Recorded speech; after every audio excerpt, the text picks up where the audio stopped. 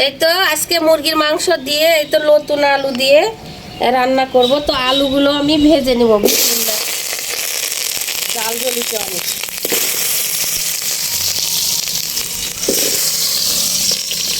এই তো নতুন আলু, তো নতুন আলুগুলো আমি ভেজে নিচ্ছি। মুরগির মাংস দিয়ে রান্না করব, একবারে দেশি মুরগি। এই তো দেখেন, দেশি মুরগির মাংস দিয়ে এই তো রসুন পেঁয়াজ কাটে নিচ্ছি।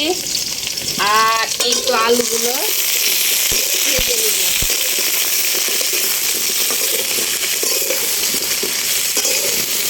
আর নতুন আলু অবশ্যই ভালো লাগবে গোস্ত দিয়ে রান্না করলে।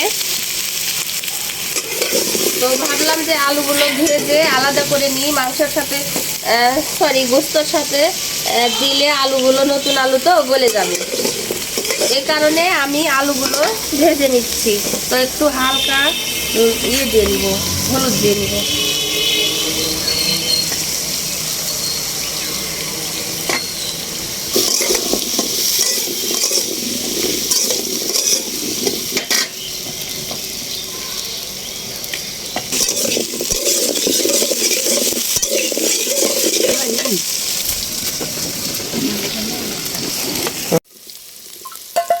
এই তো আলু আমার ভাজা হয়ে গেছে।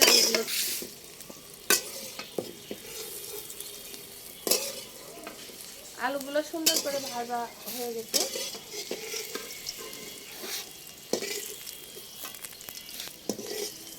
উঠে না তো।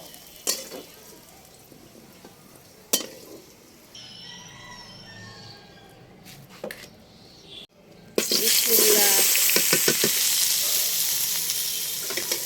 এই তো রসুন পেঁয়াজগুলো আমি দিয়ে নিচ্ছি।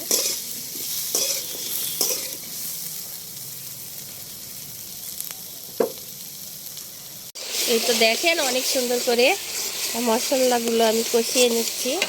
তারপর মুরগির মাংসগুলো দিয়ে নেব। এই তো অনেক সুন্দর করে কষানো হয়ে গেছে।